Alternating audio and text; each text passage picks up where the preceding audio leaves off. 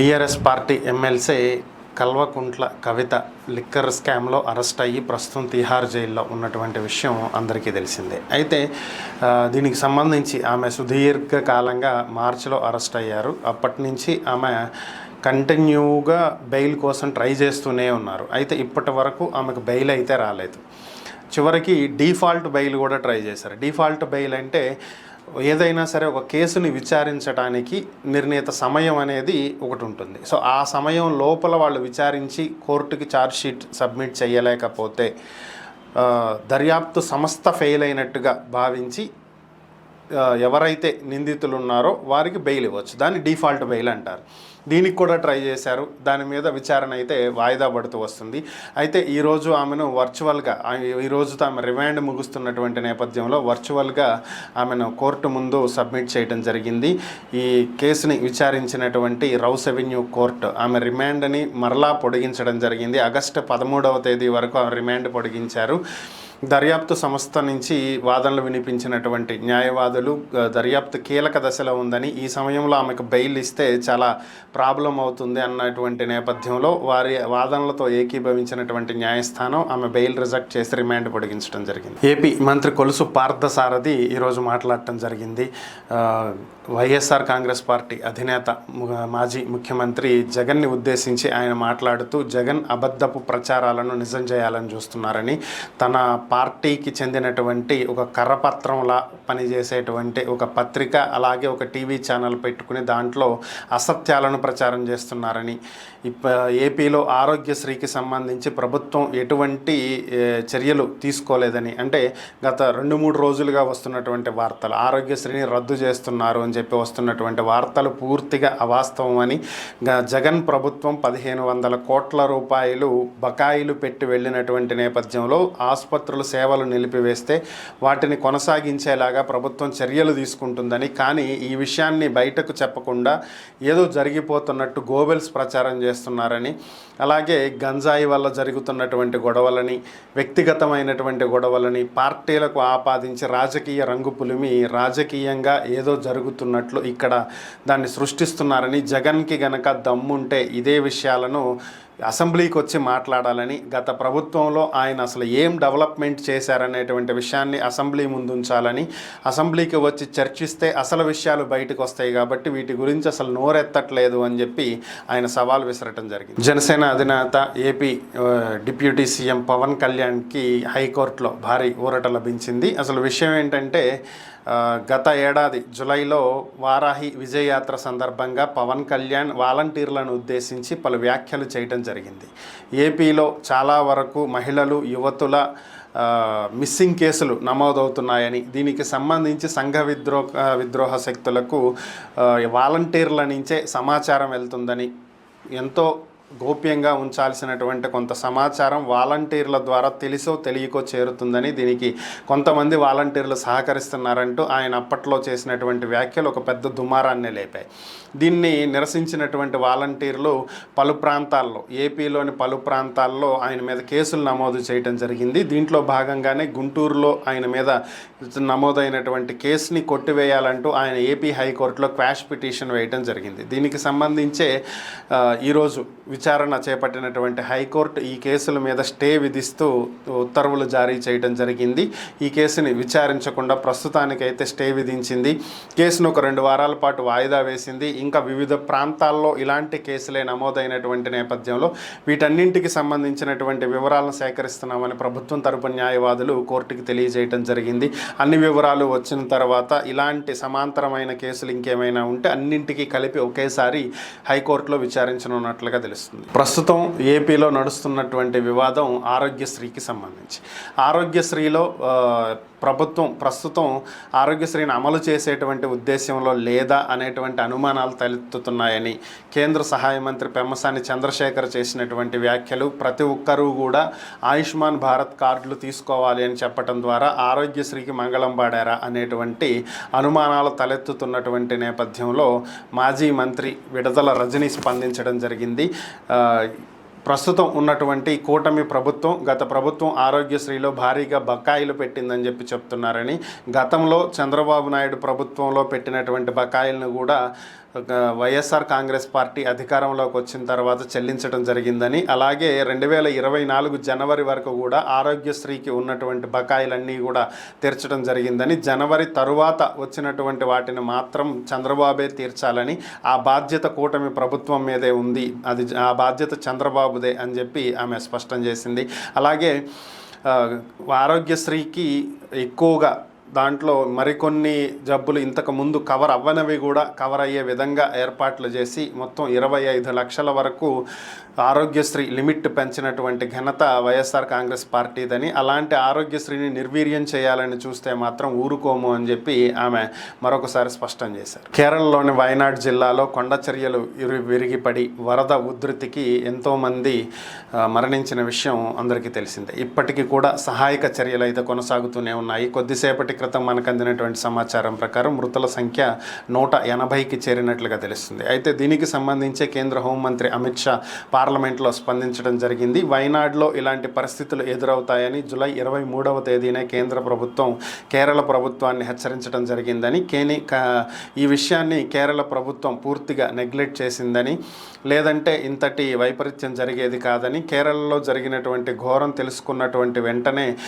కేంద్ర ప్రభుత్వం స్పందించి ఇక్కడి నుంచి సహాయక బృందాలను పంపించడం జరిగిందని, ఎన్డీఆర్ఎఫ్ బృందాలతో పాటుగా ఆర్మీ, పారామిలిటరీ, వైమానిక దళాలను పంపించడం జరిగిందని కూడా ఆయన తెలియజేయడం జరిగింది. ప్రస్తుతం ఇంకా సహాయక చర్యలు కొనసాగుతూ ఉన్నాయి. వరద ఉధృతి ఎక్కువగా ఉంటున్నటువంటి నేపథ్యంలో పోర్టబుల్ బ్రిడ్జెస్ని ఆర్మీ ఏర్పాటు చేస్తుంది. పోర్టబుల్ బ్రిడ్జెస్ అంటే వీటిని ఒక చోట నుంచి ఒక చోటకు ఈ బ్రిడ్జ్ని మూవ్ చేయడానికి అవకాశం ఉంటుంది. టెంపరీగా ఎక్కడ కావాలంటే అక్కడ బ్రిడ్జ్ని ఏర్పాటు చేసుకోవచ్చు.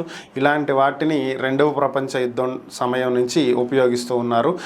ఢిల్లీ నుంచి హెలికాప్టర్ల ద్వారా 170 అడుగుల బ్రిడ్జ్ని కేరళకు తరలించడం జరిగింది. అవసరమైనటువంటి చోట ఆర్మీ వీటిని ఉపయోగిస్తూ మరొక 100 అడుగుల బ్రిడ్జిని కూడా ఏర్పాటు చేయడం జరిగింది. మొత్తం 270 అడుగుల పోర్టబుల్ బ్రిడ్జెస్ని ఆర్మీ ఉపయోగిస్తూ ఇక్కడ సేవలు అందిస్తున్నటువంటి పరిస్థితి. కేంద్ర మంత్రి నితిన్ గడ్కరీ కేంద్ర ఆర్థిక మంత్రి నిర్మలా సీతారామన్కు ఒక లేఖ రాయడం జరిగింది. ఈ లేఖ సారాంశం ఏంటంటే ఆ జీఎస్టీని తొలగించండి అంటూ ఆయన ఒక లేఖ రాశారు. దీంట్లో ఉన్నటువంటి వివరాలు ఏంటి అంటే, జనరల్గా ఎవరైనా సరే తీసుకునేటువంటి ఇన్సూరెన్స్ పాలసీస్, కుటుంబ భరోసా కోసం చాలామంది ఇన్సూరెన్సులు చేస్తుంటారు. అది ఎల్ఐసి కావచ్చు, లేదంటే ప్రైవేట్ ఇన్సూరెన్సులు కావచ్చు. ఇవి అలానే హెల్త్ ఇన్సూరెన్స్, ఆరోగ్య బీమా, ఈ రెండింటికి సంబంధించి ఈ రెండింటి మీద కూడా కేంద్ర ప్రభుత్వం ఇప్పటి వరకు జిఎస్టీ వేస్తుంది. ఇటీవల జరిగినటువంటి బడ్జెట్లో కూడా వీటి మీద జిఎస్టీ 18% విధిస్తున్నట్లుగా ఆర్థిక మంత్రి తెలియజేయడం జరిగింది. దీని నుంచి వివిధ భిన్న వర్గాల నుంచి చాలా వ్యతిరేకత ఎదురవుతున్నటువంటి నేపథ్యంలో వీటిని రద్దు చేయాలి అని చెప్పి ఆయన కోరటం జరిగింది. ఆరోగ్య బీమా అలాగే బీమా అనేవి, ఎల్ఐసి, హెల్త్ ఇన్సూరెన్స్ అనేవి కేవలం రక్షణ కోసం తీసుకునేవని, అవి సేవింగ్స్ కాదు కాబట్టి వాటి మీద రక్షణ కోసం తీసుకునేటువంటి వాటి మీద జిఎస్టీ వేయటం తగదని, కాబట్టి ఆ రెండింటికి జిఎస్టీని రద్దు చేయాలి అని చెప్పి ఆయన కోరటం జరిగింది. మరి దీని మీద ఆర్థిక శాఖ ఏ విధంగా స్పందిస్తుందో చూడాలి. తెలంగాణ ముఖ్యమంత్రి రేవంత్ రెడ్డి తనను నమ్మొద్దు అంటూ వ్యాఖ్యలు చేశాడు అని చెప్పి సబితా ఇంద్రారెడ్డి తెలంగాణ అసెంబ్లీలో స్పందించినటువంటి నేపథ్యంలో దానికి సంబంధించి ముఖ్యమంత్రి చాలా తీవ్రంగా స్పందించడం జరిగింది. అవును, నేను కేటీఆర్కి సలహా ఇచ్చాను, అక్కను నమ్మకండి అని చెప్పిన మాట వాస్తవం. అయితే ఆ సంభాషణలో నేను ఎవరు అనేటువంటి పేరు చెప్పనప్పటికీ కూడా సబితక్క దీని గురించి స్పందించడంతో అది కూడా సభలో స్పందించినటువంటి నేపథ్యంలో దీనికి నేను సమాధానం చెప్పాలి అని చెప్పి ఆయన మాట్లాడటం జరిగింది. తాను టీడీపీలో ఉన్నటువంటి సమయంలో కాంగ్రెస్లోకి రావాలని, వస్తే తనకి మంచి భవిష్యత్తు ఉంటుందని, పెద్ద లీడర్గా ఎదుగుతావు అని చెప్పి సబితక్క నన్ను కాంగ్రెస్లోకి ఆహ్వానించానని ఆమె సభలో చెప్పారని, అది 100% వాస్తవమేనని, ఆమె పిలిచిన మాట 100% నిజమే. ఆ రోజు ఆమె ఆహ్వానించారని, ఇదే విధంగా ఆమె చెప్పారని, ఆ మాటలు నమ్మే 2018లో నేను టీడీపీ నుంచి కాంగ్రెస్లోకి రావటం జరిగిందని, అప్పుడు కొడంగల్ ఎమ్మెల్యేగా పోటీ చేసి ఓడిపోయినటువంటి నేపథ్యంలో మల్కాజ్గిరి ఎంపీ టికెట్ కనుక వచ్చినట్లయితే తాను దగ్గరుండి అన్నీ చూసుకుంటాను అని చెప్పి సబితక్క హామీ ఇచ్చారని, అనుకున్నట్లుగానే కాంగ్రెస్ అధిష్టానం మల్కాజ్గిరి లోక్సభకు పోటీ చేయమని నాకు టికెట్ ఇచ్చినటువంటి నేపథ్యంలో అప్పుడు ఆమె కాంగ్రెస్ను వదిలేసి పదవుల కోసం అధికారం కోసం బీఆర్ఎస్లో చేరి మంత్రి అయ్యారని, సో తనను నమ్మించి మోసం చేసి తను టికెట్ తీసుకుని పార్టీ మారిన తరువాత మోసం చేయటం అనేది కరెక్ట్ కాదని, సో నన్ను మోసం చేసింది కాబట్టి రేపు మీరు మోసపోవద్దు అని కేటీఆర్కి నేను సలహా ఇచ్చిన మాట వాస్తవం అని చెప్పి ఆయన స్పష్టం చేయడం జరిగింది. తెలుగు ఫిలిం ఇండస్ట్రీకి ప్రతి ఏడాది ఉత్తమమైనటువంటి సినిమాలు, ఆ సంవత్సరంలో వచ్చినటువంటి సినిమాల్లో మంచి సినిమా ఏది అని అనిపిస్తే వాటికి ఆంధ్రప్రదేశ్ ప్రభుత్వం నంది అవార్డులు అనేవి ఇస్తూ ఉంటుంది. ఇది ఉమ్మడి ఆంధ్రప్రదేశ్ ఉన్నప్పటి నుంచి కొనసాగుతూ ఉన్నటువంటి అంశం. రాష్ట్రం విడిపోయిన తర్వాత కూడా ఆంధ్రప్రదేశ్ దీన్ని కొనసాగిస్తుంది. అయితే తెలంగాణలో ఇలాంటి అవార్డులు ఏవి కూడా తెలుగు ఫిలిం ఇండస్ట్రీకి ఇవ్వట్లేదు. అయితే రేవంత్ రెడ్డి ముఖ్యమంత్రి అయిన తర్వాత ఆయన ఒక ప్రతిపాదన తీసుకొచ్చాడు. తెలుగు ఫిలిం ఇండస్ట్రీకి గద్దర్ అవార్డులను ఇస్తాము, దీనికి సంబంధించినటువంటి ప్రతిపాదనలతో ముందుకు రావాలి అని. తెలుగు ఫిలిం ఇండస్ట్రీ ఇప్పటి వరకు దీని మీద స్పందించకపోవడంతో నిన్న ఒక సభా వేదికలో ఆయన దీని గురించి ప్రస్తావించడం జరిగింది. నాకు నేనుగా ప్రతిపాదించినప్పటికీ కూడా తెలుగు ఫిలిం ఇండస్ట్రీ అసలు దీని గురించి పట్టించుకోవట్లేదు అని. దాంతో ఈరోజు తెలుగు ఫిలిం ఇండస్ట్రీ కదలటం జరిగింది. ఫిలిం డిస్ట్రిబ్యూషన్ కార్పొరేషన్ వీళ్ళతోటి టైఅప్ అయ్యి వీళ్ళు ఒక ప్రతిపాదనని సీఎం ముందుకు తీసుకురాబోతున్నారు. గద్దర్ అవార్డులకు సంబంధించి ఒక కమిటీని ఏర్పాటు చేయబోతున్నారు, విధి విధానాలను రూపొందించబోతున్నారు అని చెప్పి ఒక ప్రకటనలో తెలియజేసింది. వచ్చే 2-3 వారాల్లో ఈ నివేదిక సీఎం ముందు ఉండబోతున్నట్లుగా తెలుస్తున్నటువంటి పరిస్థితి. ఈరోజు వైఎస్ఆర్ కాంగ్రెస్ పార్టీ నేత ధర్మవరం మాజీ ఎమ్మెల్యే కేతిరెడ్డి వెంకట్రామరెడ్డి మాట్లాడటం జరిగింది. ఆయన ఒక రిలీజ్ చేసినటువంటి ఒక వీడియోలో మాట్లాడినటువంటి అంశాలు ఒకసారి పరిశీలించినట్లయితే, ప్రస్తుతం ఉన్నటువంటి కూటమి ప్రభుత్వం భారీగా హామీలను ఇచ్చి ఈరోజు అధికారంలోకి రావటం జరిగిందని, గతంలో జగన్మోహన్ రెడ్డి తమ ప్రభుత్వం అధికారంలో ఉన్నప్పుడు ఇదే విధంగా భారీగా సంక్షేమ పథకాలను అమలు చేసినటువంటి నేపథ్యంలో తాము గెలుస్తాము అని అనుకున్నప్పటికీ ప్రజలు ఎలాంటి తీర్పునిచ్చారో అందరూ కూడా చూశారని, అయితే ఇప్పుడు అవి అమలు చేయాలి, ఇవి అమలు చేయాలి అని చెప్పి చూడాల్సినటువంటి అవసరం లేదని, గత ప్రభుత్వంలో డెవలప్మెంట్ అనేది తక్కువగా జరిగినటువంటి నేపథ్యంలోనే ప్రభుత్వం ఓటమి పాలవటం జరిగింది అని చెప్పి భావిస్తున్నామని, కాబట్టి ప్రస్తుతం ఉన్నటువంటి ప్రభుత్వం తల్లికి వందనం ఇస్తుందా, ఫ్రీ బస్ ఇస్తుందా అనేటువంటి అంశాలను చర్చించాల్సినటువంటి అవసరం లేదని,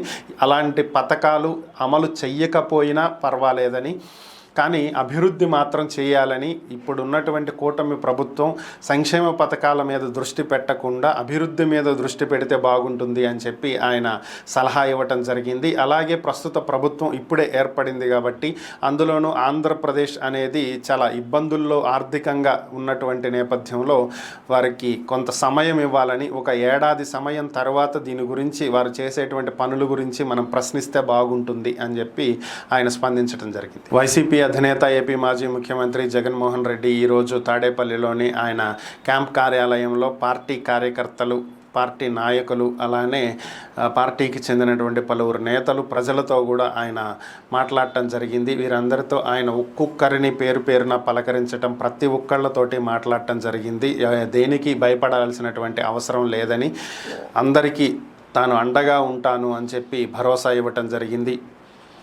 ఈసారి వచ్చేటువంటి ప్రభుత్వం మన ప్రభుత్వమే వస్తుందని, ఈ ప్రభుత్వం చేస్తున్నటువంటి అరాచకాలు ప్రజలు గమనిస్తూ ఉన్నారని, ఇప్పుడే ప్రభుత్వం ఏర్పడిన నెల రోజుల్లోనే ప్రజల్లో ప్రభుత్వం విశ్వాసం కోల్పోతుందని, కాబట్టి దాడులకు సంబంధించి ఎవరు భయపడాల్సినటువంటి అవసరం లేదని, ఎవరికి ఏ సమస్య ఉన్నా సరే తన దృష్టికి తీసుకువస్తే ప్రజల తరపున నిలబడి పోరాడతాను అంటూ ఆయన అందరికీ భరోసా ఇవ్వటం జరిగింది.